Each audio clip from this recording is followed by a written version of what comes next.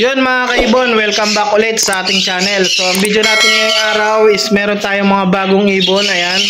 So mga parakit, budgie, tsaka meron tayong Alps 1 dito na 1 pair mga kaibon. Ayan.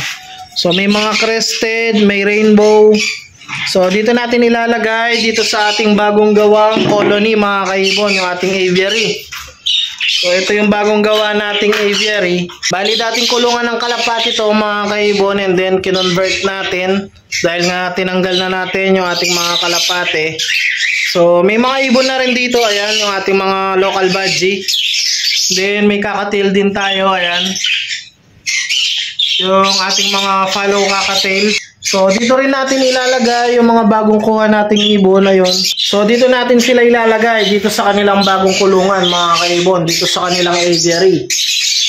So pinili natin i-colony is yung mga parakit mga kaibon, mga lahi ng parakit, mga budgie, local budgie, parakit mga kaibon, budgie kit. Dahil nga yung mga parakit kasi is hindi masyadong maselan mga kaibon.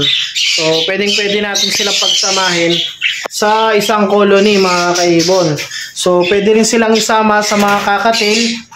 So hindi nga katulad ng mga Alps 2, dahil yung mga Alps 2 at Alps 1, mga African lovebirds, is medyo maselan mga kaibon.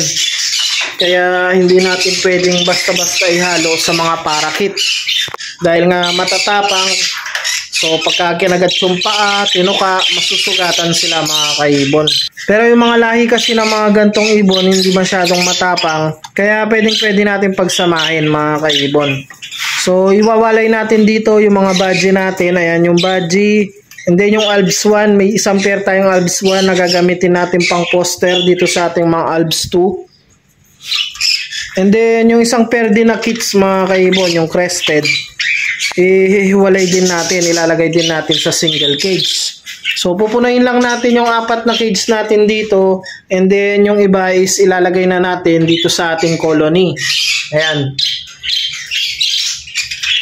So iwawalay ko lang mga kaibon, and then papakita ko sa inyo pagkatapos. Ayun mga kaibon, bali na iwalay na natin yung 3 pair dito.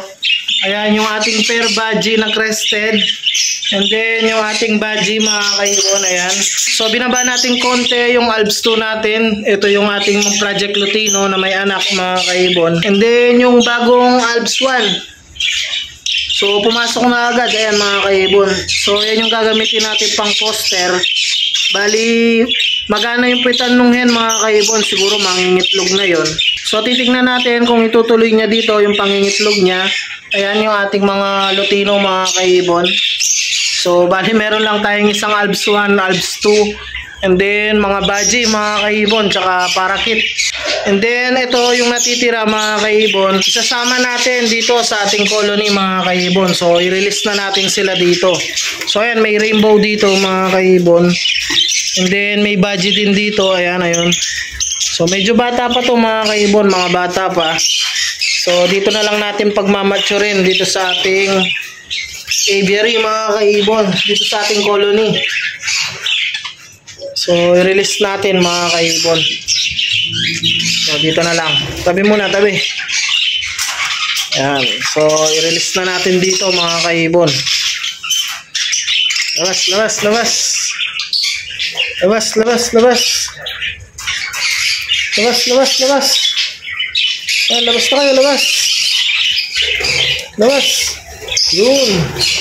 Bali halo-halo na yan. May budgie, may crested, may rainbow, may local budgie, at parakit mga kaibon. So ayan sila mga kaibon, and then meron pa sa taas. And then yung ating pair na kakatail. So bali titignan pa natin kung ano madadagdag natin dito sa ating colony. So sa ngayon sila muna dito mga kaibon, and then itong mga bagong pair natin, ayan o. Yung ating budgie. So update ko na lang kayo ulit mga kaibon sa mga susunod nating videos. So hanggang dito na lang muna. Huwag niyo kalilimutang mag-like, share, and subscribe. I-click niyo na rin yung notification bell para updated kayo sa mga susunod pa nating videos. So happy breeding sa inyo mga kaibon, and ingat.